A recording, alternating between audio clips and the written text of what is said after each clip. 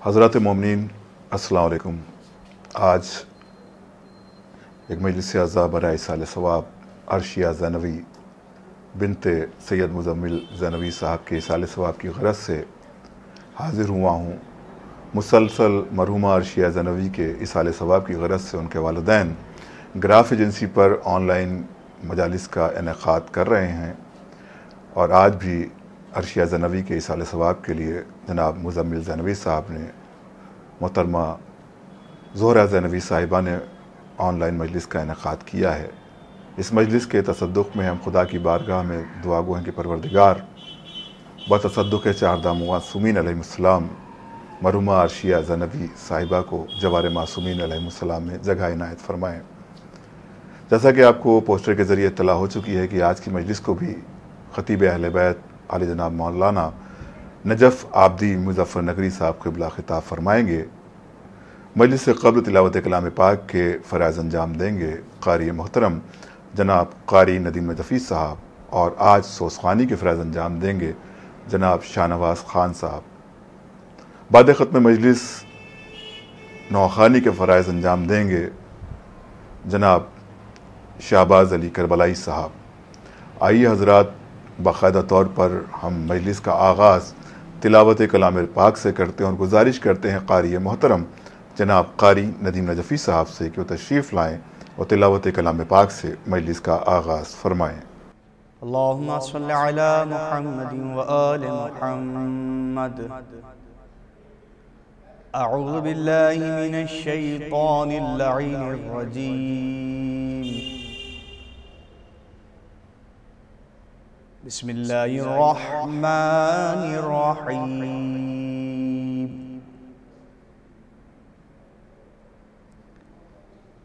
अलिफ लाम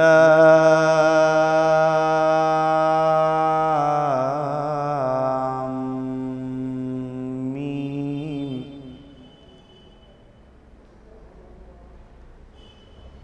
ज़ालिकल किताबु ला रैब फ़ीहि हुदल लिल मुत्तक़ीन।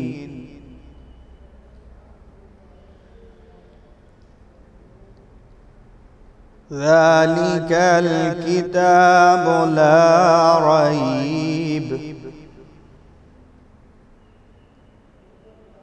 फ़ीहि हुदल लिल मुत्तक़ीन।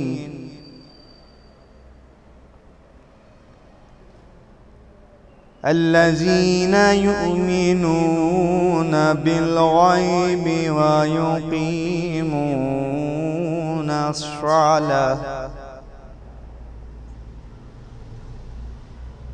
अस्सलात व मिम्मा रज़क़नाहुम युनफ़िक़ून।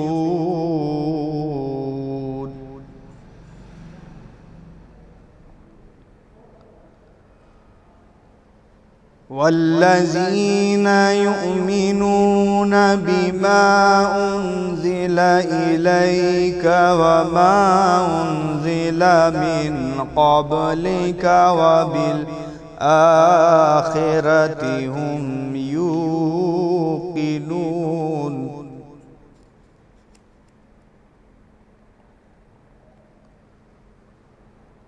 उलाइक अला हुदम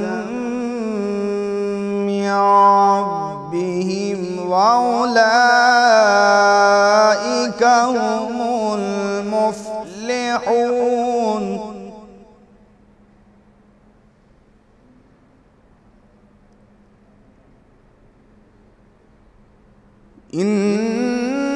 इन्नल्लज़ीन कफ़रू सवाउन अलैहिम अअंज़रतहुम अम लम तुनज़िरहुम ला युमिनून।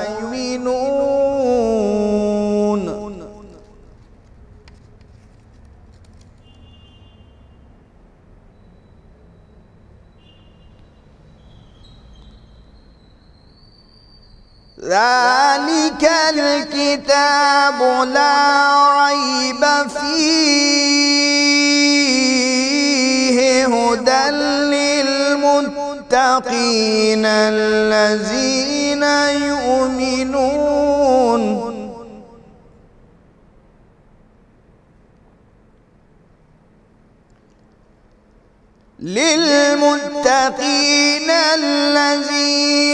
يؤمنون بالغيب ويقيمون الصلاة ومما رزقناهم ينفقون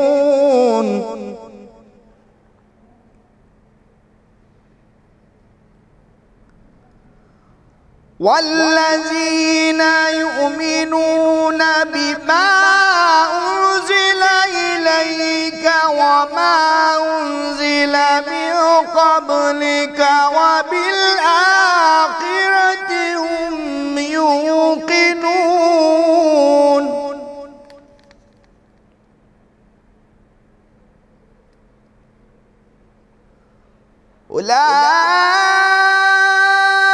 أولئك على هدى من ربهم وأولئك هم المفلحون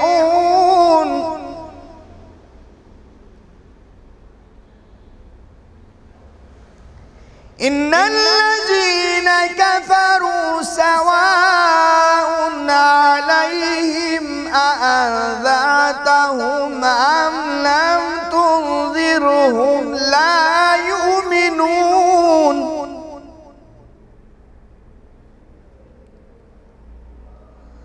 ختم الله على قلوبهم وعلى سمعهم وعلى أبصارهم غشاوة ولهم عذاب عظيم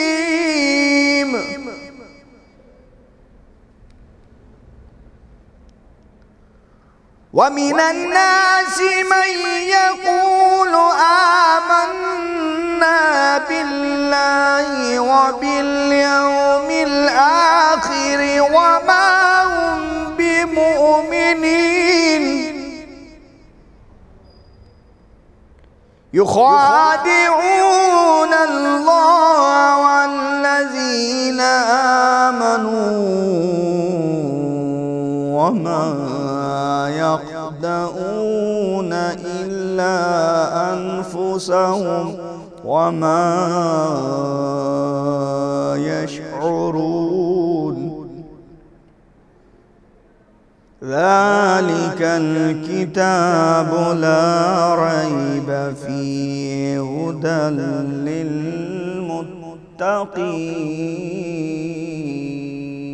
للمتقين صدق الله العلي العظيم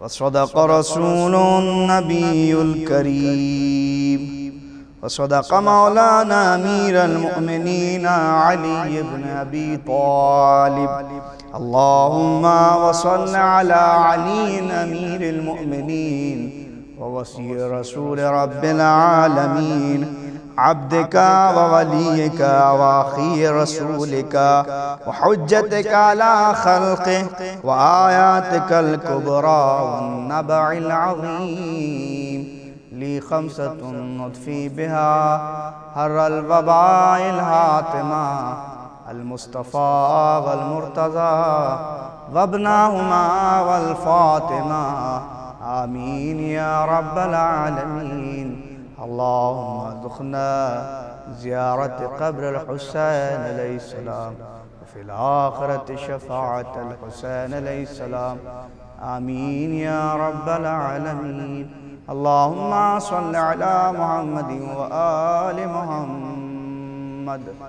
जज़ाकल्लाह मोहतरम कारी नदीम नजफ़ी साहब, आपने बेहतरीन अंदाज में तिलावत कलाम पाक से मजलिस का आगाज़ किया और अब हम सोज़खानी के लिए गुजारिश करेंगे जनाब शाहनवाज़ ख़ान साहब से कि तशरीफ़ लाएँ और अपने मख़सूस अंदाज में सोज़खानी के फ़राइज़ अंजाम दें।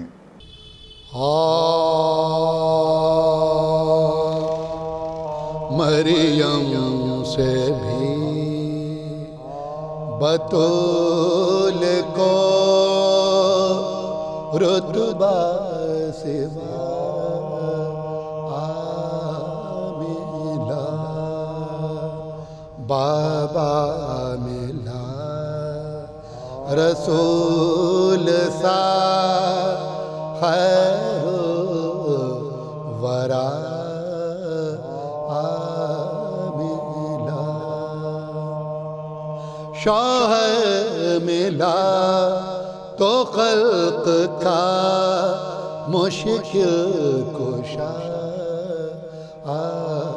मिला, बेटा मिला बादशाह करबो बला मिला, दर पर फरिश्ते आते थे तस्लीम के लिए, दर पर फरिश्ते आते थे तस्लीम के लिए, दायम रसूल उठते थे ताज़ीम के लिए, मरियम से भी बतूल को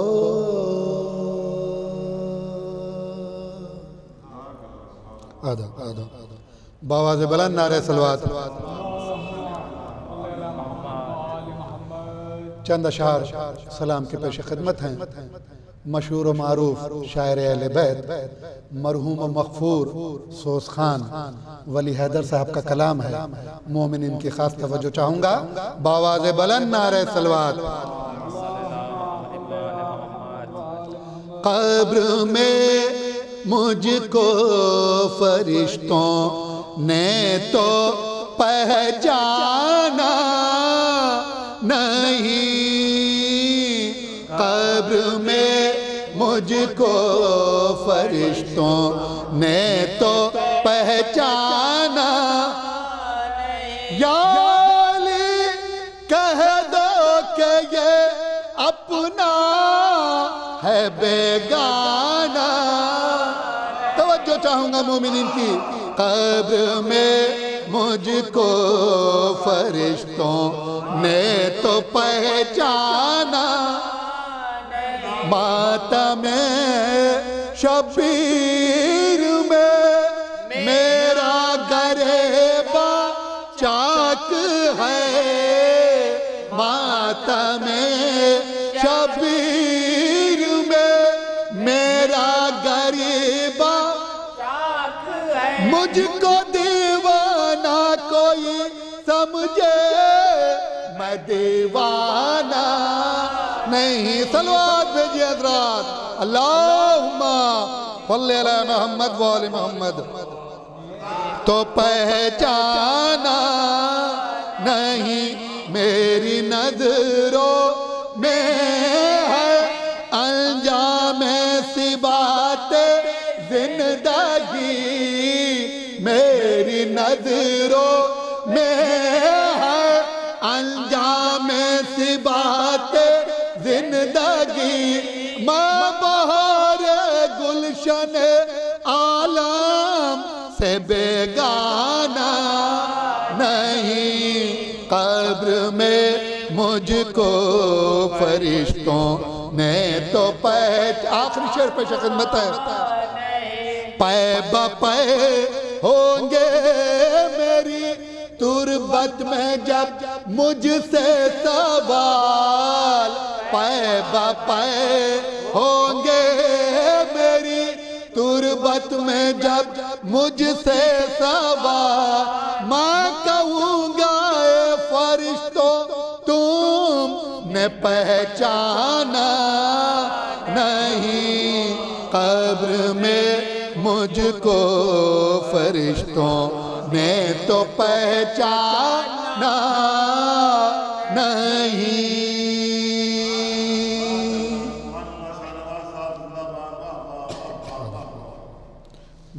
फातिमा ने खुद बरे का सफर जब फातिमा ने बावाज़ बुलंद नारे सलवात। हाँ तर्ज वही पढ़ ली। खैर चंद बन शहजादी कौनैन फातिमा ज़हरा सलामुल्लाह अलैहा की शहादत की मुनासिबत से पेश खिदमत है। मोमिनीन से इल्तिमास है सूरह फातिहा की फातिहा।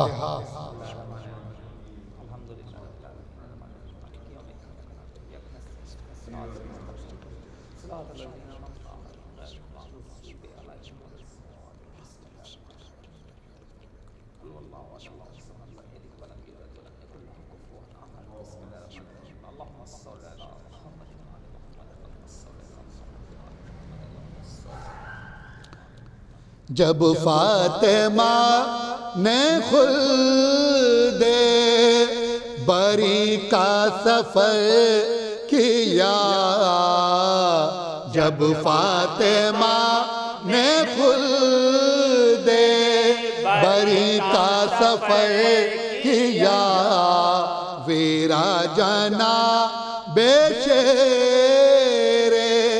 इलाही का घर किया, दामल क़बा का अश्कों से हैदर ने तर किया, कुर्बा अली की बेटियों ने अपना सर किया, कुर्बा अली की बेटियों ने अपना सर चिल्लाई सर को पीट के अम्मा किधर गई, चिल्लाई सर को पीट के अम्मा किधर गई, हम पीटने को रह गए और आप मर गई, हम पीटने को रह गए और आप मर।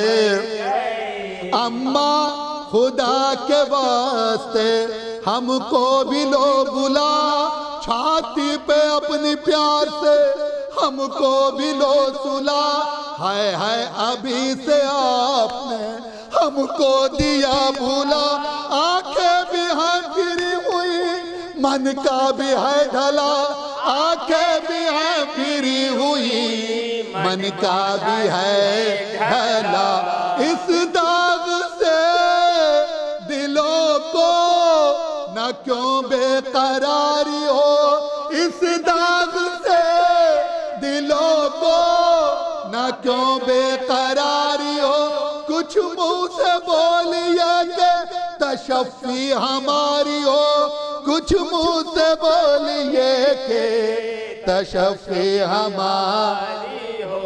ये क्या गज़ब हुआ कि हम हो गए तबाह, हाय हाय हमारा होवेगा अब किस तरह निभा, सुन पाएंगे ये हाल जो अम्मा हमारिया, सुन पाएंगी ये हाल जो अम्मा हमारिया, कैसे पछाड़े खाएंगी सीने से करके आ, कैसे पछाड़े खाएंगे सीने से कर, बिन माँ के बच्चे रोएंगे अब शोरो शैन से, बिन माँ के बच्चे रोएंगे अब शोरो शैन से, ये हाल हम छुपाएंगे क्यों कर हुसैन से, ये हाल हम छुपाएंगे क्यों कर हुसैन से। चिल्लाई सर को पीट के ज़ैनब जिगर फिगार, अम्मा तुम्हारी रूह के मैं क्यों न हूँ निसार, बिन माँ के अब पड़ेगा मैं किस तरह करार, अब कौन है हमारा वजूद शाह जुल्फ़िकार, अब कौन है हमारा वजूद शाह जुल्फ़िकार, रंजो आलम में गम की घटा दिल पे छाई है, रंजो आलम में गम की घटा दिल पे छाई है, हम लुट गए रसूल खुदा की दुहाई है, हम लुट गए रसूल खुदा की। आखिरी बंद और खत्म दुआ। ज़ैनब तो कह रही थी अभी ये बसद मलाल, इतने में आए रोते हुए फातिमा के लाल। ख्वाहर के मुंह को देख के बोले वो खुशखसाल, बहना बताओ इस घड़ी अम्मा का क्या है हाल, बहना बताओ इस घड़ी अम्मा का क्या है हाल। क्या गश में है जो आंख भी अब खोलती नहीं, क्या गश में है जो आंख भी अब खोलती नहीं। हम रो रहे हैं देर से आप बोलती नहीं, हम रो रहे हैं देर से आप बोलती नहीं। जब फातिमा ने खुद दे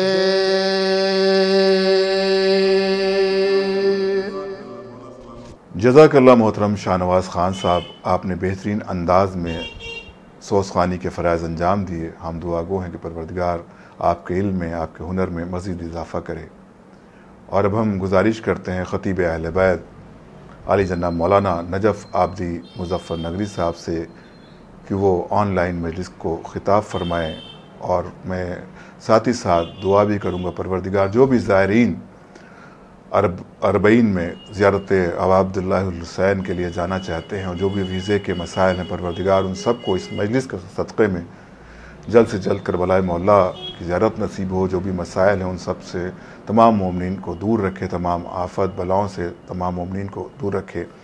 और अब हम गुजारिश करते हैं ख़तीब अहले बैत हुज्जतुल इस्लाम अली जनाब मौलाना नजफ़ आबदी मुज़फ़्फ़र नगरी साहब से कि वो मजलिस को ख़िताब फरमाएँ। रहमल्लाहु मन क़रअल फ़ातिहा।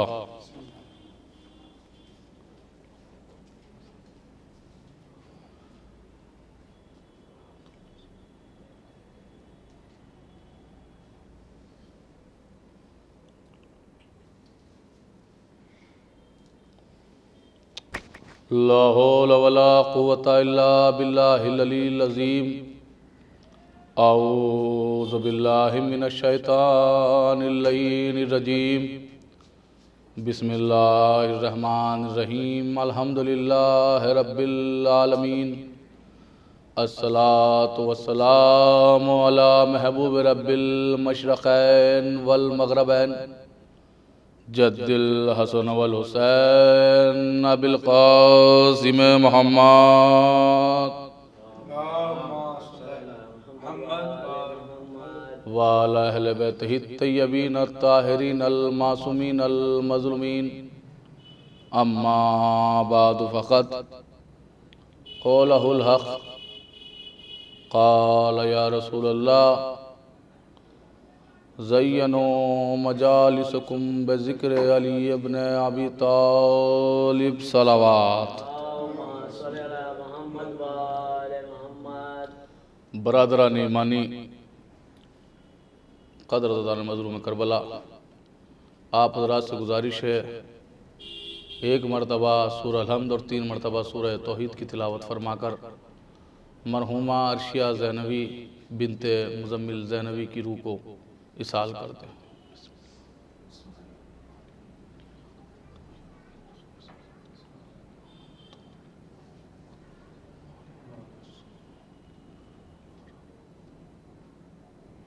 बिस्मिल्लाह।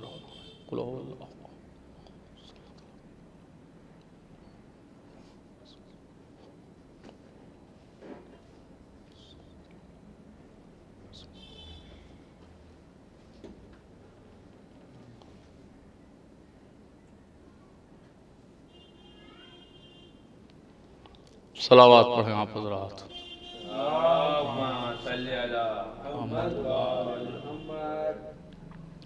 बरादरान ईमानी, क़दरदान मज़लूम करबला, जैसा कि आप हज़रात के इल्म में है, ये मजलिस जो मुसलसल में आप हज़रात के सामने पढ़ने का शरफ़ हासिल कर रहा हूँ या ख़िताब करने का शरफ़ हासिल कर रहा हूँ, ये एक मरहूमा के साले सवाब के हवाले से हैं। उस मरहूमा के हवाले से, यानी कि जो मरहूम हमें इस दारे फ़ानी से दारे बक़ा की तरफ चला गया, उसके हवाले से मुसलसल आप हज़रात के सामने गुफ्तगू हो रही है अहले बैत अलैहिमुस्सलाम के हवाले से। देखिए, जाने वाला गया और हर कोई जाने के लिए आया है। तो ये मजलिसों का सिलसिला, ये इसाले सवाब का सिलसिला इसलिए रखा जाता है ताकि जाने वाले को इसका सवाब मिले और इसका अज्र मिले। देखिए हज़रात, ये कोई बात वैसी कहने की नहीं है, बल्कि इसका अज्र मिलता है। मैंने उलमा से सुना और रिवायतों में देखा कि देखिए, जब भी कोई दुनिया से जाता है उसके हवाले से साले सवाब किया जाता है। मसलन किसी को कपड़े दिया गया उसके नाम पर, आपने उसके नाम पर कपड़े दे दिए किसी को, तो उसको उसका डबल मिलता है। रिवायतों में है कि जितना आप उसको अता उसके नाम पर खर्च करेंगे उसका डबल उसको वहाँ पर मिलेगा, यानी सवाब में।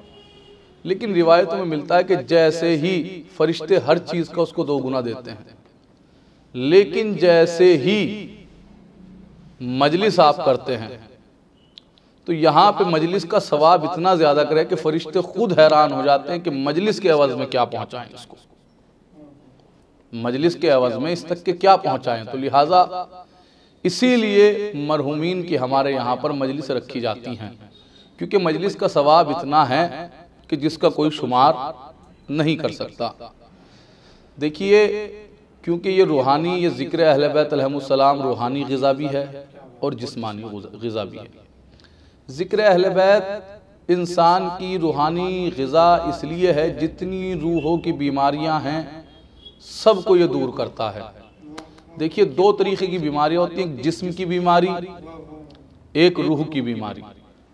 देखिए, जिस्म की बीमारी को तो बहुत से डॉक्टर कहते हैं हम ठीक कर देंगे, हम ठीक कर देंगे, लेकिन रूह की बीमारी को कोई डॉक्टर नहीं कहता कि हम ठीक कर देंगे। मालूम यह हुआ कि जिस्मों के डॉक्टर और हैं, रूहों के डॉक्टर और हैं। देखिए, रूहों की बीमारी का इलाज सिर्फ अहले बैत अलैहिमुस्सलाम के पास है, या ये कहा जाए कि रूहों की बीमारी सिर्फ ज़िक्र अहले बैत से दूर होती है। आप कहेंगे रूहों की बीमारी क्या? देखिए, जिस तरीके से इंसान बीमार पड़ जाता है ना, उसी तरीके से उसकी रूह भी बीमार हो जाती है। मसलन जैसा जिस्मानी बीमारी में बुखार वगैरह है, बुखार है और न जाने कितनी नई नई बीमारियां चल रही हैं आजकल, सब बीमारियां हैं उसी तरीके से। लेकिन देखिए, रूहानी अमराज क्या है? रूहानी अमराज बुग़्ज़ रखना, ये रूह की बीमारी है, ये रूहानी बीमारी है। हसद, ये रूहानी बीमारी है, हसद ये रूहानी बीमारी है। गीबत करना, ये रूहानी बीमारी है। किसी का हक लूट लेना, किसी का हक छीन लेना, ये रूहानी बीमारी है। यानी ये कहा जाए कि जिसको हराम खाने में लुत्फ आने लगे तो वो अपनी रूह के ऊपर गौर करे कि रूह कितनी बीमार हो चुकी है। तो लिहाजा ये ज़िक्र अहले बैत अलैहिमुस्सलाम हैं, खाली रूह को शिफा नहीं देता, ये रूह को भी शिफा देता है, जिस्म को भी शिफा देता है। सलावत पढ़े बर मोहम्मद व आले मोहम्मद। जी, ये ज़िक्र अहले बैत अलैहिमुस्सलाम है, इसीलिए ज़िक्र का इसका इनकाद किया जाता है। देखिए, मैंने आप हज़रात के सामने जिस हदीस की तिलावत करने का शरफ हासिल किया वो रसूल की बहुत ही मशहूर मारूफ हदीस है। क्या है हदीस? ज़य्यनो मजालिसकुम बिज़िक्र अली इब्न अबी तालिब, अपनी मजलिसों को जीनत दो अली के जिक्र से। देखिए, अभी तक हम इसी चीज़ के अंदर परेशान थे, क्योंकि नाजरीन देख रहे हैं और सामईन भी देख रहे हैं, नाजरीन सुन भी रहे हैं। मैं उनके लिए कहना चाहता हूँ कि पैगाम बहुत दूर तक के जाता है, क्योंकि ये ऑनलाइन मजलिस है, मैं चाहता हूँ कि इस पैगाम को दूर तक के पहुँचाया जाए। अभी तक ये सिस्टम था कि हम यही तय नहीं कर पा रहे थे कि मिंबर से क्या पढ़ा जाए, क्या बयान किया जाए, किस चीज़ के हवाले से बोला जाए। कोई साहब कहते थे सिर्फ खाली तबलीग हो, कोई साहब कहते थे सिर्फ खाली फ़ज़ाइल पढ़े जाएं, कोई साहब कहते थे कि नहीं तबलीग भी की जाए, फ़ज़ाइल भी पढ़े जाएं और मुआशरे के मिजाज के एतबार से बातें की जाएं। लेकिन जैसे ही हदीस सामने आई ना कि मजलिसों में क्या पढ़ा जाए, देखिए मौलवी की बात और है, मौला की बात और है।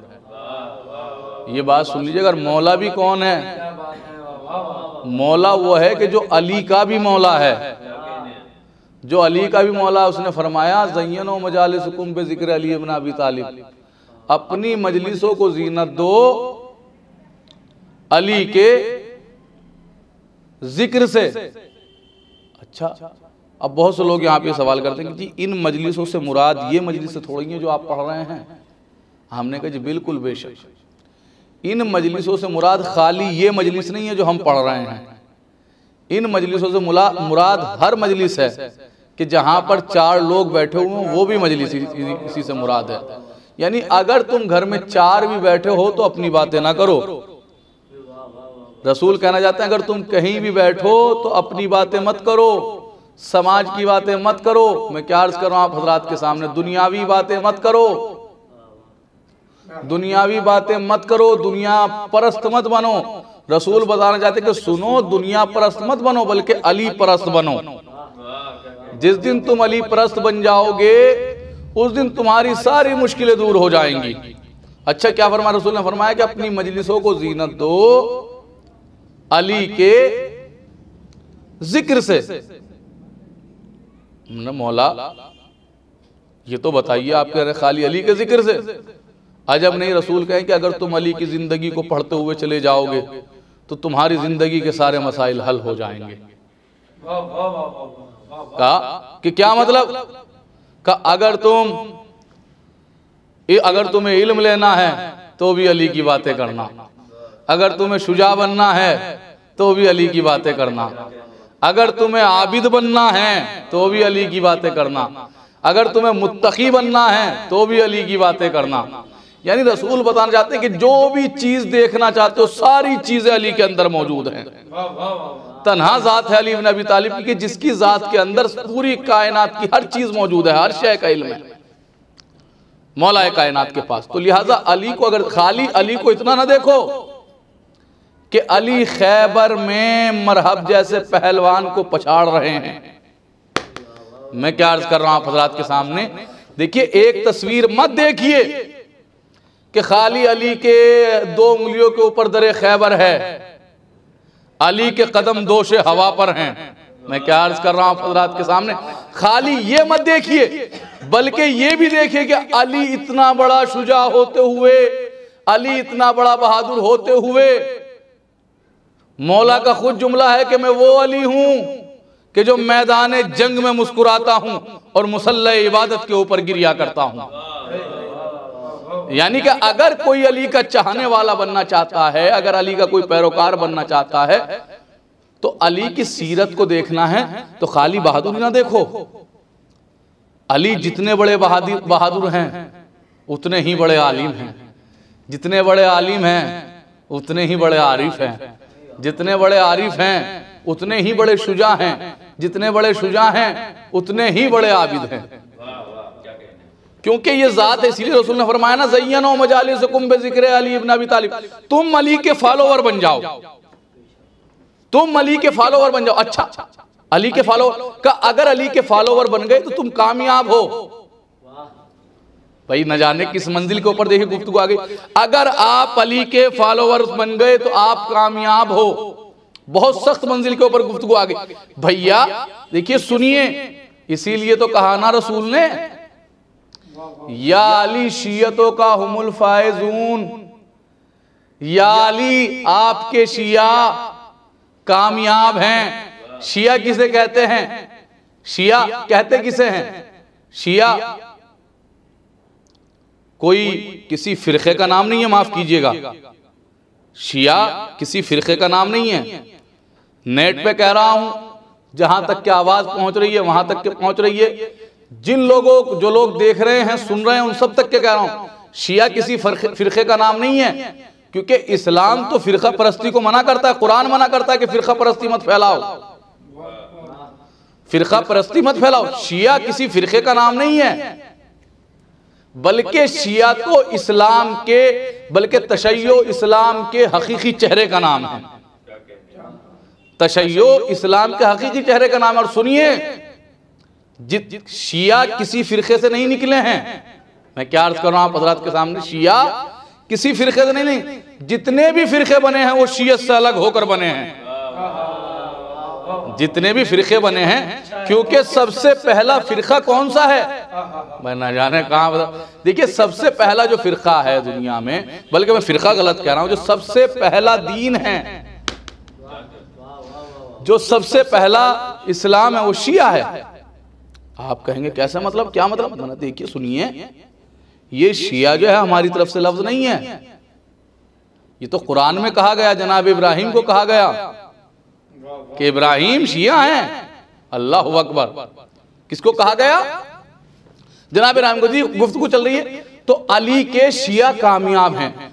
जो अली का शिया होगा, जो अली को फॉलो करेगा, तो वो अली के हर अमल को फॉलो करेगा। ऐसा नहीं होगा कि जैसा आजकल समाज में चल रहा है कि अपने काम की चीजें ले ली,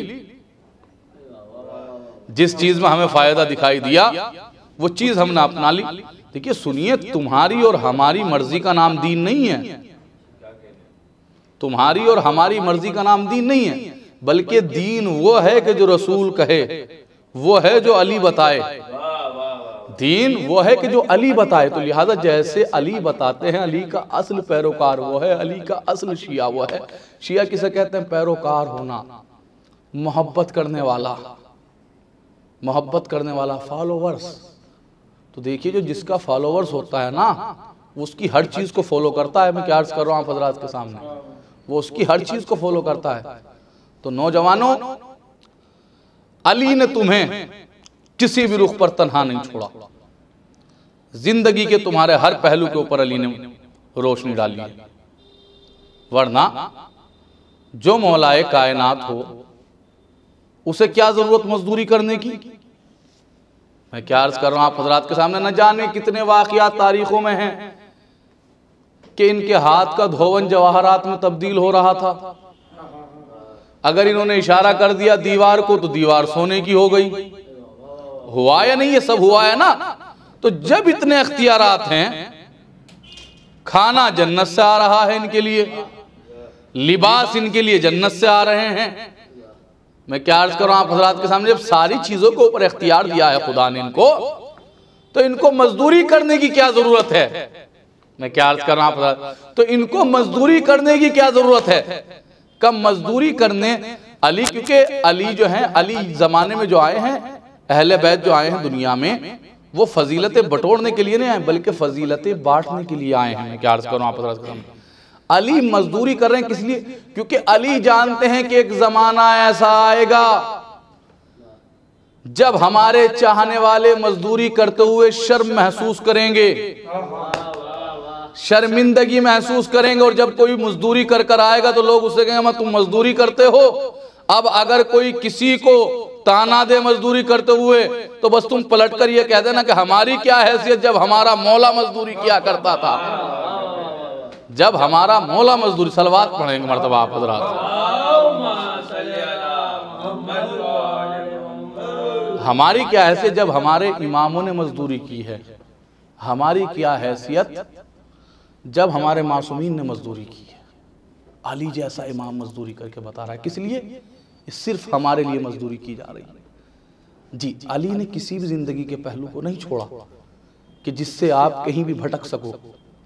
कसम खुदा की, ना ऐसा किसी को रहनुमा मिले, न किसी को ऐसे हादी मिले, ना ऐसे किसी को पेशवा मिले। देखिए, तीन चीजें हैं हदीस के अंदर, तीन चीजें हैं जो कयामत के रोज अल्लाह से शिकायत करेंगी। अल्लाह से शिकायत करेंगी रोज़े महशर। कौन कौन सी चीजें? नंबर एक मस्जिद, नंबर 2 कुरान, नंबर 3 आलिम। तीन चीजें हैं कि जो कयामत के रोज अल्लाह से शिकायत करेंगे। कौन? मस्जिद, कुरान और आलिम। क्या शिकायत करेगी? मस्जिद शिकायत करेगी कि मैं मौजूद थी महल्ले में, लेकिन कोई नमाज नहीं पढ़ने आता था, कोई इबादत करने के लिए नहीं आता था। देखिए, इसीलिए शरीयत के अंदर घर में नमाज पढ़ने का सवाब अलग है, मस्जिद में नमाज पढ़ने का अलग सवाब है, और मस्जिद नबवी में नमाज पढ़ने का अलग सवाब है, खाने काबा में नमाज पढ़ने का अलग सवाब है। इसीलिए दर्जात रखे गए। देखिए, अगर महल्ले में मस्जिद है तो आपको चाहिए कि आप अपने घर पे नमाज ना अदा करें। देखिए, फुरादा पढ़ने का अलग सवाब है, बाजमात पढ़ने का अलग सवाब है। भाई, मैं अर्ज करना चाहता हूं, आप तवज्जो दीजिए। भैया, अपने घर में रहकर अगर अल्लाह की इबादत करोगे तो कोई मजा थोड़ा ही ना है।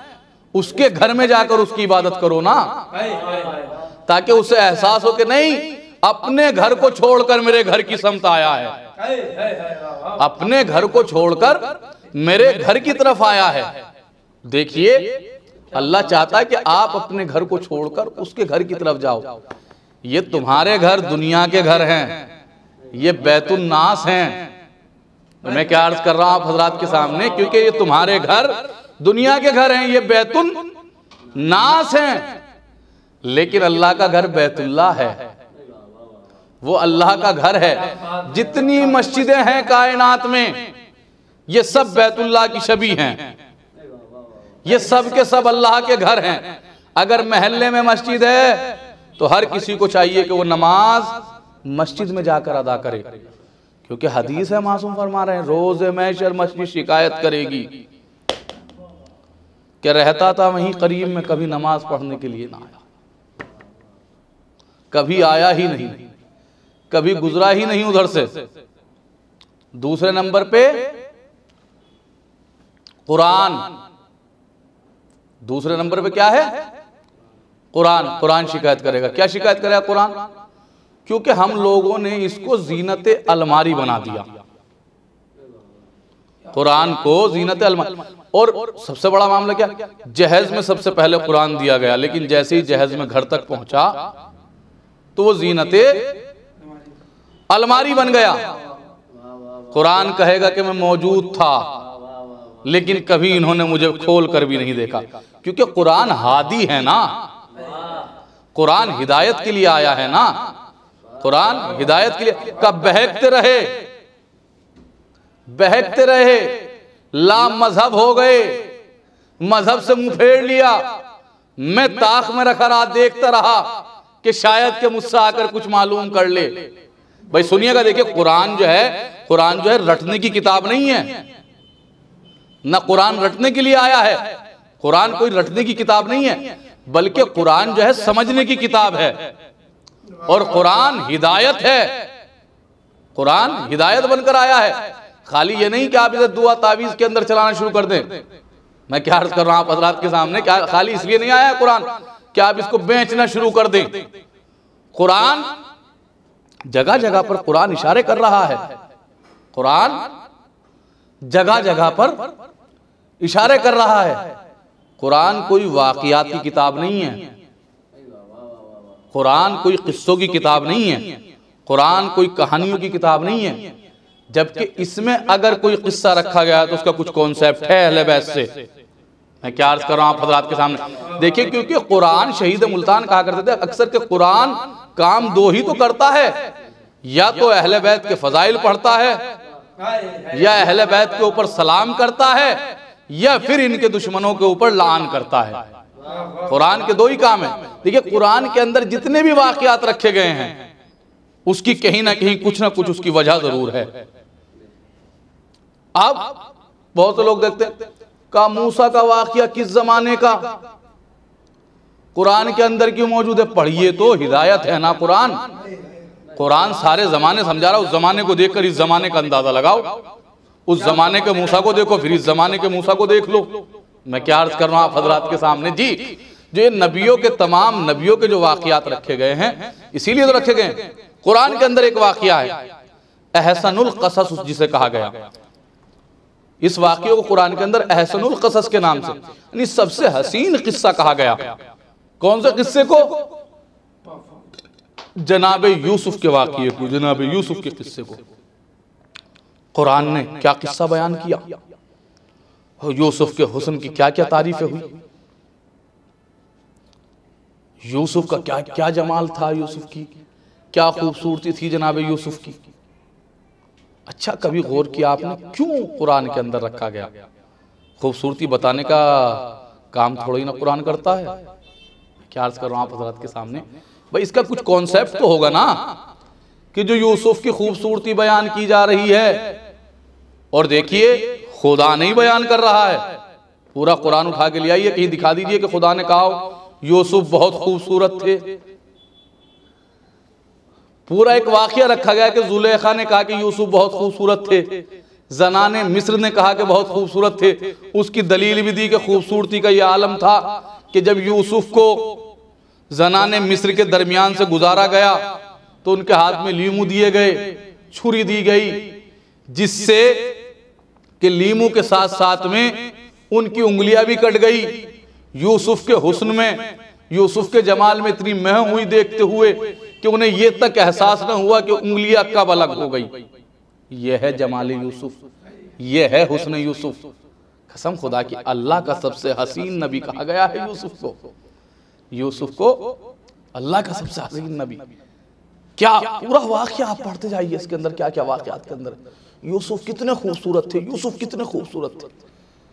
अच्छा जी, यूसुफ कितने खूबसूरत थे, लेकिन सुनिए कसम खुदा की, कुरान को समझिए, कुरान में किस लिए वाकयात रखेंगे।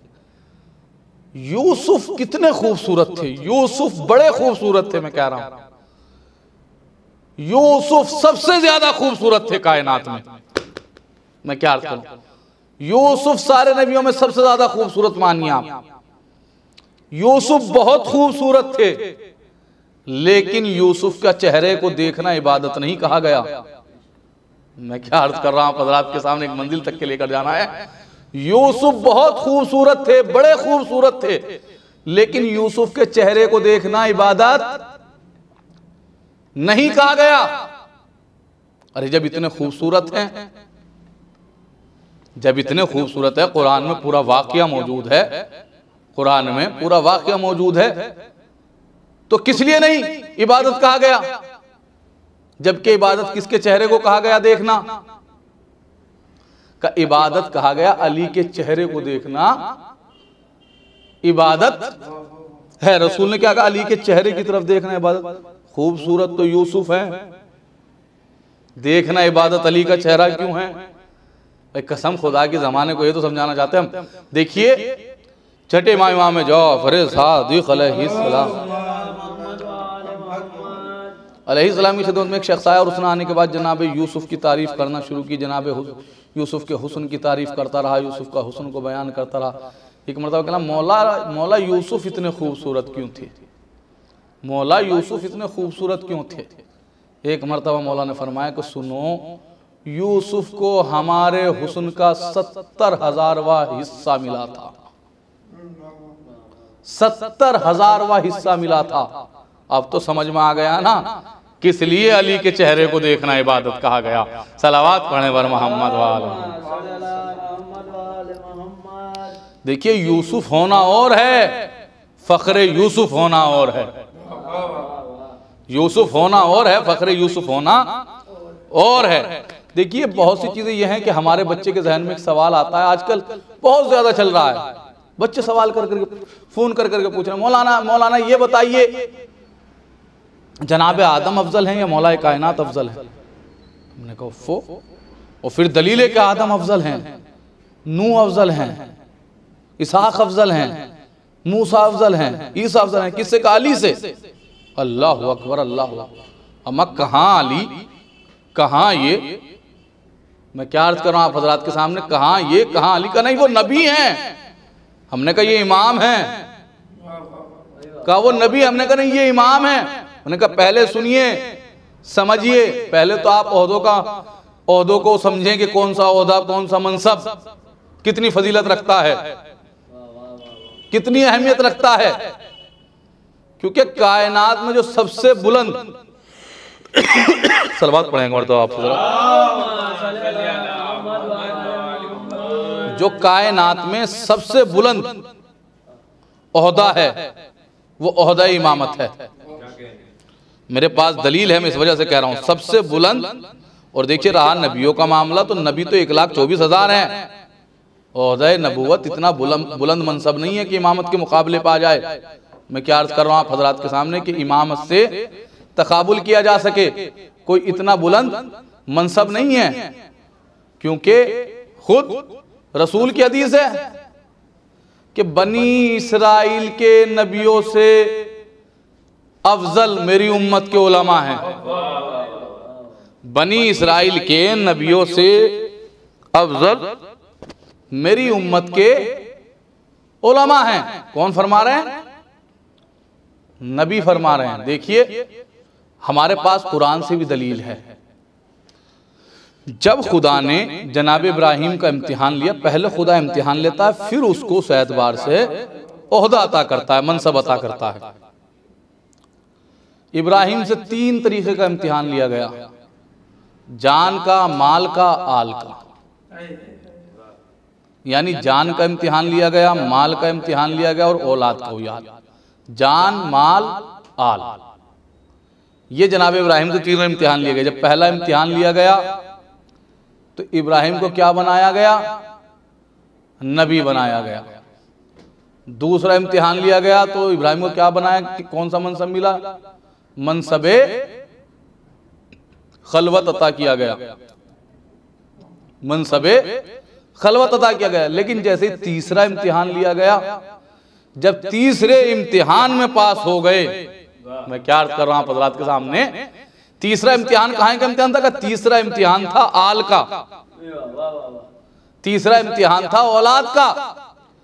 जब इस इम्तिहान में भी इब्राहिम कामयाब हो गए तो फिर इब्राहिम को ओहदे नबूवत अता किया गया। यानी मालूम ये हुआ कि सबसे अफजल अगर कोई ओहदा है वो ओहदे इमामत है, क्योंकि आखिर में ओहदे इमामत अता किया गया जनाब इब्राहिम को। सारे इम्तिहान लेने के बाद तो मालूम हुआ कि सबसे अफजल कौन सा ओहदा है? कि ओहदे इमामत है। और देखिए बहुत से लोगों के जहन में सवाल आ जाता है कि नबूवत का ओहदा। देखिए आप खाली रसूल को जो है नबी ना मानिए, नबी अबुल बशर हैं, नबी अखले अव्वल हैं, नबी खल्क़े अव्वल हैं, नबी नूरे अव्वल हैं। यह अलग बात के आखिर में भेजे गए, लेकिन हैं सबसे पहले। और देखिए नबी से अफजल कोई नहीं कायनात में। खुदा के बाद जो जात है उसको कहते हैं रसूल अरबी। रसूल अरबी यानी अहमद मुस्तफ़ा मोहम्मद मुस्तफ़ा सल्लल्लाहु अलैहि वसल्लम, इनकी जात गिरामी सबसे बुलंद है। इनके बाद जो तशय्यो का अकीदा, इनके बाद मौलाए कायनात और फिर हमारे इमाम सारे, फिर उसके बाद असहाब का नंबर आता है। जी देखिए गुफ्तगू चल रही है। अब लोगों का सवाल यह है कि यहां से तो वाज़ेह हो गया कुरान के हवाले से कि ओहदे इमामत नबूवत से अफजल है, तो अली का और नबियों का क्या तकाबुल? भाई अली का और नबियों का कोई तकाबुल नहीं है। हमारे सामने सारे वाक़ियात मौजूद हैं। सासा बिन सोहान मौला के सहाबी हैं, मौला की खिदमत में हाजिर और आने के बाद कहते हैं मौला ये पूछना, जब मौला कुछ सवाल करना चाहता हूं, मौला ने कहा पूछो। मौला ने क्या कहा? पूछो। तो सासा बिन सोहान ने क्या सवाल किए? सासा ने कहा मौला ये बताइए आप अफजल हैं या आदम अफजल हैं, आप अफजल हैं या ईसा अफजल हैं, आप अफजल हैं या नूह अफजल हैं, आप अफजल हैं या मूसा अफजल हैं। सारे नबियों के सवालात करते गए। एक बार तो अली ने कहा देखो सासा अपने मुंह से अपनी तारीफ अच्छी नहीं लगती, लेकिन जब तुमने पूछ लिया है तो बता देता हूँ, तेरा मौला आदम से भी अफजल है, तेरा मौला नूह से भी अफजल है, तेरा मौला ईसा से भी अफजल है, तेरा मौला मूसा से भी अफजल है। सासा ने कहा मौला सबब फजीलत क्या है कि आप आदम से कैसे अफजल हैं? मौला ने कहा कि सासा तुझे मालूम है आदम को खुदा ने गंदुम खाने से रोका, लेकिन फिर भी आदम ने गंदुम खाया। उसका नतीजा क्या हुआ कि आदम जन्नत से निकाल दिए गए। लेकिन मुझ अली के ऊपर खुदा ने कोई पाबंदी नहीं लगाई, कोई बाउंडेशन नहीं लगाई, फिर भी अली ने पूरी जिंदगी भर गंदुम नहीं खाया।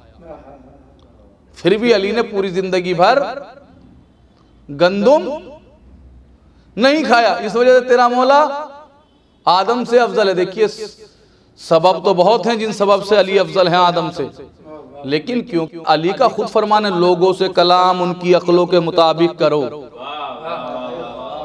तो लिहाजा जैसा ज़र्फ सासा का था उसी ज़र्फ से समझा रहे थे अली। क्या बात है जी, क्या कहा अली ने कहा इस वजह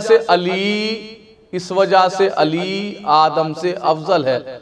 तो मुझे कहने दीजिए मत, जब भैया जन्नत का गंदुम गेहूं खाने वाला अली का तकाबुल नहीं कर सकता, तो फिर बाग़ फिदक खाने वाला कैसे तकाबुल कर सकता है। सलावात भेज दीजिए पर मोहम्मद वाला। जी, तो गंदुम खाने वाला कैसे तकाबुल कर सकता है अली का। अच्छा, फिर पूछा जब मौला ये बताइए कि आप अफजल हैं या जनाबे ईसा अफजल हैं, आप अफजल हैं या जनाबे ईसा अफजल हैं। मौला ने कहा नहीं सासा, तेरा मौला ईसा से भी अफजल है। क्या फरमाया का मौला, क्या फरमाया सासा तेरा मौला ईसा से भी अफजल है। का मौला सबब फजीलत क्या है, दलील क्या है। मौला ने कहा सुनो सासा, तुम्हें नहीं मालूम कि जब ईसा की विलादत होने वाली थी, कसम खुदा की अजीबो गरीब जुमला है, अली बहुत फख्र करते थे इस बात के ऊपर, अली बहुत खुश होते थे इस जुमले को बयान करते हुए। क्या कहा मौला ने कहा कि सासा तुझे नहीं मालूम है कि जब ईसा की विलादत होने का वक्त करीब आया तो ईसा की मां से कहा गया मरियम निकल जाओ, ये बैतुल मुक़द्दस है, ये ज़चा खाना नहीं है। और तुम्हें मालूम है सासा, ये समझ लो ईसा की वालदा को भेजा गया, ईसा की वालदा को निकाला गया बैतुल मुक़द्दस से, और मेरी वालदा को खाने काबा में बुलाया गया। तो इस वजह से मैं ईसा से अफजल हूं। जी, गुफ्तगू चल रही थी तीन चीजें, मैंने गुफ्तगू बस मुकम्मल कर दी। देखिए तीन चीजें रोज़े महशर सवाल करेंगी। पहली क्या बताई हमने, पहली चीज क्या बताई, मस्जिद। दूसरे नंबर पे कुरान, तीसरे नंबर पे क्या है, आलिम। आलिम तीसरे नंबर पर कौन सवाल करेगा, कौन खुदा से शिकायत करेगा रोज़े महशर, आलिम। आलिम क्या शिकायत करेगा कि मेरे पास इल्म मौजूद था, मैं रहा, लेकिन किसी ने मुझसे सवाल नहीं किया। अगली मजलिस में इसकी वजाहत की जाएगी क्योंकि दामन वक्त बिल्कुल गुंजाइश नहीं है। जी, किसी ने मुझसे सवाल नहीं किया, किसी ने मुझसे फैज नहीं उठाया, किसी ने मुझसे फैज नहीं उठाया। अजीजों देखिए, सोचने की बात है, समझने की बात है। अहले बैत अलैहिमुस्सलाम इस दुनिया में हिदायत के लिए आए थे। जितने भी नुमाइंदे आए अहले बैत के घर के, सब हिदायत के लिए आए। आज भी एक इमाम पर्दे गैब में मौजूद है तुम्हारी और हमारी हिदायत के लिए। वो इमाम अगर तुमसे और हमसे अपनी निगाहों को फेर ले तो ये समझ लेना, फिर मौला फरमाते हैं कि अगर मैं तुमसे एक लम्हे के लिए भी अपनी नज़रों को फेर लूँ तो ये दुनिया तुम्हें राय की दाने की तरह से मसल दे। हमारे वक्त का इमाम हमें देख रहा है, हमारे वक्त का इमाम हमारी हर चीज़ के ऊपर निगाह रखता है। तो लिहाजा जब वक्त का इमाम देख रहा है तो लिहाजा अगर आप चाहते हैं कि आपकी ज़िंदगी कामयाब हो जाए तो बस नजफ आबदी के इस जुमले को अपने जहन में रख लेना। हर चीज़ से दूर रहोगे, बस जब भी कुछ काम करो बस अपने जहन में एक ख्याल रखना कि तुम्हारा इमाम है जो तुम्हें इस वक्त देख रहा है, तुम्हारा इमाम है जो तुम काम अंजाम देने जा रहे हो, तुम्हारे इमाम की नजरें, तुम्हारा इमाम तुम्हें देख रहा है। कसम खुदा की, इमाम तुमसे एक लम्हे के लिए भी गाफिल नहीं है, तो उसका फॉलोवर कैसे है कि जो उससे गाफिल हो जाता है। देखिए मामला तो जब ही है ना जब वो हमें इतना चाहते हैं, तो हमें भी चाहिए कि हम एक लम्हा भी अपने इमाम से फरामोश हमेशा इमाम के हवाले से सोचें।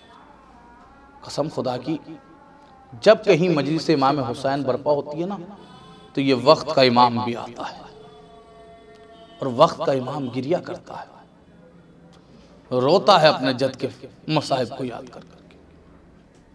अजीज़ों, जहाँ कहीं भी मजलिस इमाम हुसैन अलैहिस्सलाम बर्पा होती है वहाँ तमाम मासूमीन तशरीफ़ लेकर आते हैं, तमाम अंबिया तशरीफ़ लेकर आते हैं। अजीज़ों, मैंने उलमा से सुना कि जहाँ कहीं भी मजलिस होती है वहाँ पर 3 बीबी आती है। एक बीबी जन्नतुल बकी से आती है, एक बीबी शाम से आती है, और वो अपने साथ में तीसरी बीबी एक बच्ची है जिसको वो जिंदान शाम से अपने साथ में लेकर आती है।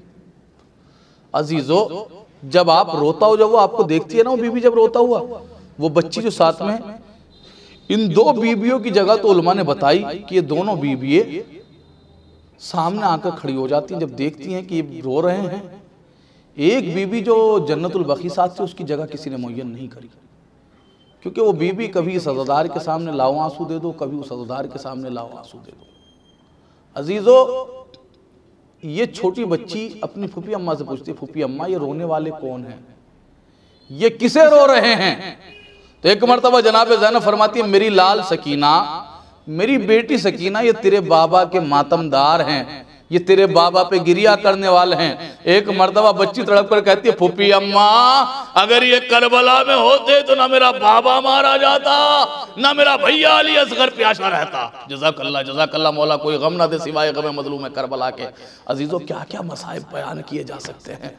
अजीजों, तुम्हारे वक्त का इमाम भी तुम्हें देखता है। जब भी कहीं मसाइब, खाली इस इंतजार में मत रहा करो कोई जाकिर तुम्हारे सामने मजलिस पढ़े तो तुम रहो, बल्कि अगर तन्हा हो तो इमाम की मजलूमी को याद करो, और मजलूमी को याद करने के बाद घर में बैठकर तन्हाई में जब तुम आंसू बहाओगे ना, तो शहजादी वहां भी तुम्हारे आंसू लेने के लिए आएंगी, जहरा वहां भी तुम्हारे आंसू लेने के लिए आएंगी। बस शर्त यह है कि सीने पे एक मरतबा हाथ मार कर कहना, हाथ रख कर कहना, हाय हुसैन मजलूम, हाय हुसैन गरीब, हाय प्यासे हुसैन, हाय बेकस हुसैन, हाय मजलूम हुसैन। अल्लाह अकबर, अल्लाह अकबर। अजीज़ों, बस खाली एक वाक़या पढ़ता हूँ और मैं मजलिस को तमाम कर देता हूँ। अजीज़ों, ये वाक़या मिलता है कि एक मोमिना थी, क्योंकि एक मोमिना के साले सवाब की मजलिस है, उसके घर वालों के लिए शायद कि ये वाक़या बाइस से तस्कीन भी बने। अजीज़ों, एक मोमिना थी कि जो रहा करती थी, उसके एक जवान बेटे का इंतकाल हो गया। जवान बेटे का इंतकाल हुआ, उसका बेटा ये किया करता था कि मुहर्रम में 8 मुहर्रम को मौला की हाज़िरी दिलाता था और साथ साथ मौला की हाज़िरी का एहतमाम करता था, मजलिस का एहतमाम करता था, और आखिर में अलम उठाया करता था, परचम उठाया करता था। उस मोमिना का वो जवान बेटा जब वो दुनिया से चला गया, दिन गुजरते रहे, दिन हफ्तों में तब्दील हुए, हफ्ते महीनों में तब्दील हुए। अब जैसे ही मुहर्रम का चांद नमूदार हुआ, मोमिना को एक मरतबा अपने लाल की याद आई, अपने बेटे की याद आई। मोमिना ने गिरिया करना शुरू किया, एक ही बेटा था। मोमिना रोती रही, रो रही थी कि महल्ले वाले आ गए। महल्ले वालों ने आने के बाद कहा, मोमिना रोने का सबब क्या है? शायद कि तुम अपने बेटे को रो रही हो, बेटे का गम बहुत ज्यादा हो रहा है। एक मर्तबा मोमिना कहती है कि नहीं, मैं बेटे को नहीं रो रही हूँ। तो फिर किसको रो रही हो? एक मर्तबा मोमिना तड़प कर कहती है कि तुम्हें नहीं मालूम, मेरा लाल मेरा लाल, मेरा बेटा मेरा आका हुसैन की मजलिस का एहतमाम करता था, हाजिरी का एहतमाम करता था, अरे अलम उठाया करता था। मैं ये सोच कर रो रही हूँ कि इस साल मैं अपने आका की वजह से खिदमत ना कर सकूंगी, अरे जैसे मेरा बेटा खिदमत किया करता था। अल्लाह अकबर, अल्लाह अकबर।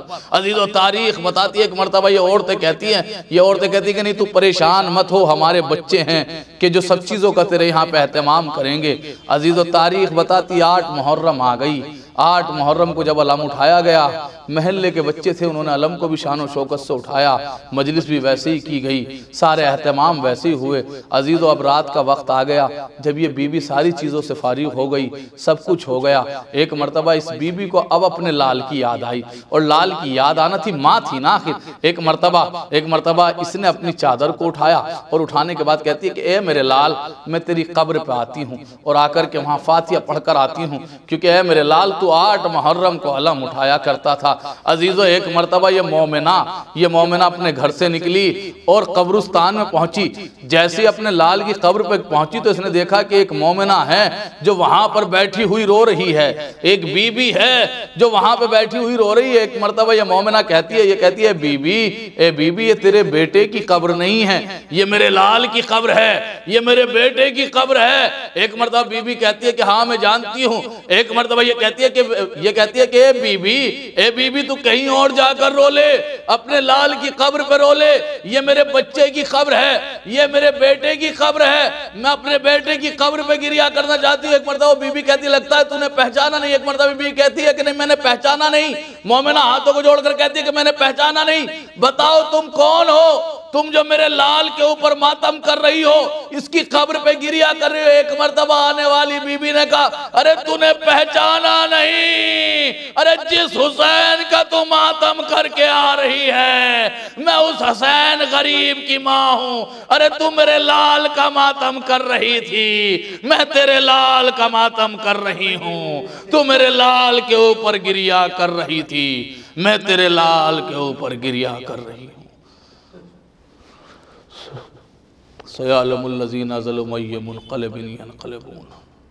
परवरदिगार हमारी इस मुख्तसर सी इबादत को कबूल फरमा। परवरदिगार जो हमें परेशान हाल है उनकी परेशानियों को दूर फरमा। परवरदिगार इस मजलिस का सवाब मरहुमा अर्शिया ज़ैनबी बिन्त मुज़म्मिल ज़ैनबी की रूह को पहुँचे। परवरदिगार मरहुमा के दर्जात बुलंद फरमा। परवरदिगार जितनी भी शान हैदर करार परेशान हाल है उन सब की परेशानियों को दूर फरमा। परवरदिगार जितने हमें बीमार हैं उन्हें शिफाए कामिला इनायत फरमा। परवरदिगार हमारे सरों पर हमारे उलमाए हक़्क़ा का साया कायम व दायम रख। परवरदिगार ज़माना बहुत पूरा शोभ चल रहा है, सब दुआओं में सबसे अहम दुआ यह है हमारे वक्त के इमाम के ज़हूर में ताजील फरमा, हमें उनके अमान अनुसार में शुमार फरमा। मातम हुसैन आप हज़रात से गुजारिश है, एक मरतबा सूरह अल-हम्द और 3 मरतबा सूरह तौहीद की तिलावत फरमा कर मरहुमा अर्शिया ज़ैनबी बिन्त मुज़म्मिल ज़ैनबी की रूह के साथ बिस्मिल्लाह। जज़ाकल्लाह क़िबला मौलाना नजफ़ आबदी मुज़फ़्फ़र नगरी साहब, आपने बेहतरीन बयान सामीन के दरमियान पेश किया। इस मजलिस का सवाब मरहुमा अर्शिया ज़ैनबी साहिबा को मिले और उनके तमाम मुतालिक़ीन को खुदा सब्र अता करे। आइए अब हम नौखानी के लिए गुजारिश करते हैं जनाब शहबाज अली करबलाई साहब से कि वो अपनी पुरदर्द आवाज़ में सामीन के दरमियान नोहे के ज़रिए बारगाह अबा अब्दुल्लाह हुसैन अलैहिस्सलाम में ख़राज अक़ीदत पेश फरमाएँ। बाबा बाबा बाबा बाबा बाबा बाबा सकीना का है नौहा, सकीना का है नौहा, मेरे बाबा कहाँ हो, मेरे बाबा कहाँ हो, मेरे बाबा कहाँ हो, मेरे बाबा कहाँ हो, मेरे बाबा कहाँ हो, मेरे बाबा कहाँ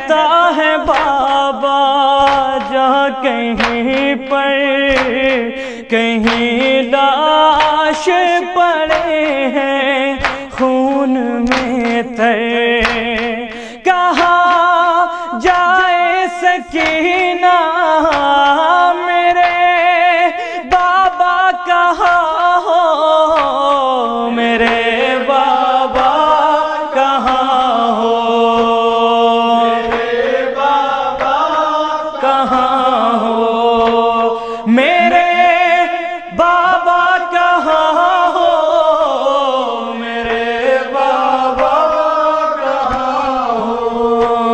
न तुम आए तो मैं रोऊंगी बाबा, मैं किसके पास फिर सोऊंगी बाबा।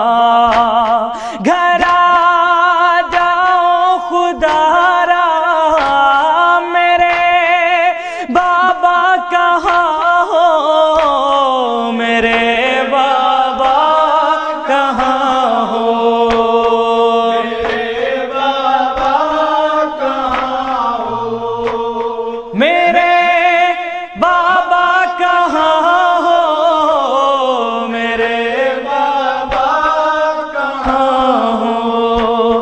जरा देखो तो बाबा जान आकर कयामत खेज है हर एक मंजर, हुआ दुश्वार जीना मेरे बाबा कहाँ हो, मेरे बाबा कहाँ हो, मेरे बाबा कहाँ हो, मेरे बाबा कहाँ हो, मेरे बाबा कहाँ हो। तुम्हारे बिन न जी पाऊंगी बाबा, ये लगता है मैं मर जाऊंगी बाबा। बचा लो मुझको बाबा, मेरे बाबा कहाँ हो, मेरे बाबा कहाँ हो, मेरे बाबा कहाँ हो, मेरे बाबा कहाँ हो, मेरे बाबा कहाँ हो। मुझे शिमरे सितमगर ने सताया, मेरी इमदाद कोई न आया।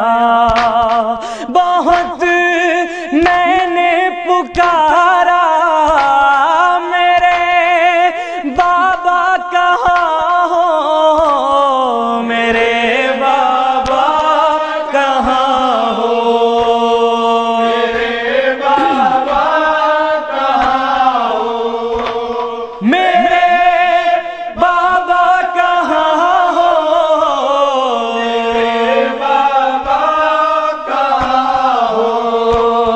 तुम्हारे पास मैं आऊं तो कैसे, चचा के पास मैं जाऊं तो कैसे।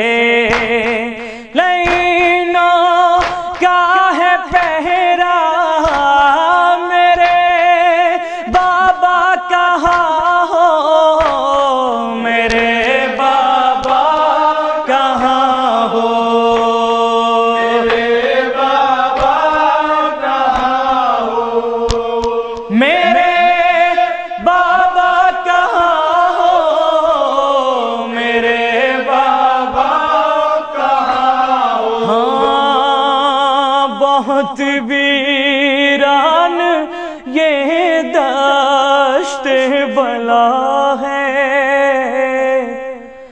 मुझे बाबा बहुत डर लग रहा है। गज़ब का है अंधेरा, मेरे बाबा कहाँ हो, मेरे बाबा कहाँ हो, मेरे बाबा कहाँ हो, मेरे बाबा कहाँ हो, मेरे बाबा कहाँ हो।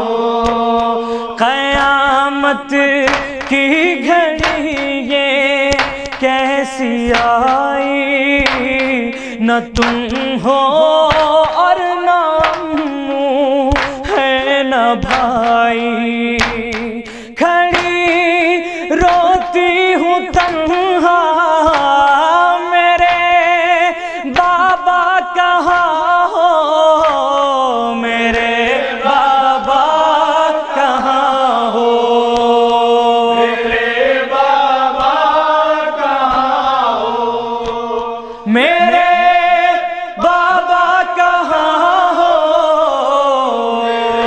बाबा कहाँ हो, मेरे बाबा कहाँ हो। बहुत वीरान गेदा से बला है, मुझे बाबा बहुत डर लग रहा है, गज़ब का है अंधेरा, मेरे बाबा कहाँ हो, मेरे बाबा कहाँ हो, मेरे बाबा कहाँ हो, मेरे बाबा कहाँ हो, बाबा कहाँ हो। सदा आई न रोबाली सकीना, मेरे पास आ मेरी प्यारी सकीना, ये कह के न तड़पा, मेरे बाबा कहाँ हो, मेरे बाबा कहाँ हो, मेरे बाबा कहाँ हो, मेरे बाबा कहाँ हो, मेरे बाबा कहाँ हो।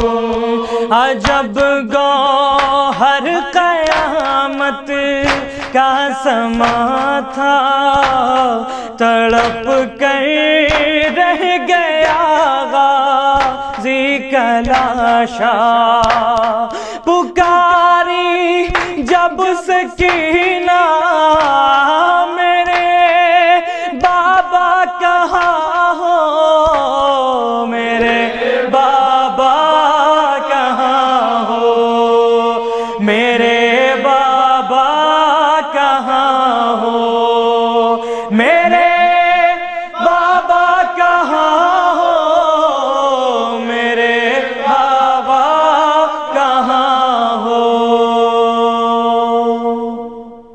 जज़ाकल्लाह मोहतरम शाहबाज अली करबलाई साहब, आपने पुरदर्द नौहा सामीन के दरमियान पेश किया। यकीनन यह तिलावत कलाम रब्बानी, ये ज़िक्र मोहम्मद वाले मोहम्मद, ये गिरिया बारगाह सैयदुश्शुहदा में कबूलियत का सबब बने और इसका सवाब मरहुमा अर्शिया ज़ैनवी साहिबा को पहुँचे। हम सैयद मुज़म्मिल ज़ैनवी साहब की जानिब से, मोहतरमा ज़ोहरा ज़ैनवी साहिबा की जानिब से और उनके तमाम अहल खाना की जानिब से वीवर्स का शुक्रिया अदा करते हैं। बिलखुसूस शुक्रिया अदा करते हैं क़ारी मोहतरम जनाब क़ारी नदीम जफ़ीज़ साहब का, जनाब शाहनवाज़ ख़ान साहब का, जिन्होंने सोज़ख्वानी के फ़राज़ अंजाम दिए। और बिलखुसूस शुक्रिया अदा किया जाता है ख़तीब अहल बैत आली जनाब मौलाना नजफ़ आबदी मुज़फ़्फ़र नगरी साहब का, जो कि मुसलसल मजालिसों को ख़िताब फरमा रहे हैं। और शुक्रिया अदा किया जाता है जनाब शाहबाज अली करबलाई साहब का, जिन्होंने पुरदर्द आवाज़ में, पुरदर्द लहजे में खिराज अक़ीदत पेश किया बारगाह सैयदुश्शुहदा में। मोमिन, आपसे गुजारिश है कि एक बार सूरह अल-हम्द और 3 बार सूरह इखलास की तिलावत फरमा कर मरहुमा अर्शिया ज़ैनवी बिनते सैयद मुज़म्मिल ज़ैनवी की रूह को इसाल फरमा दें। खुदा हाफिज़ वस्सलाम।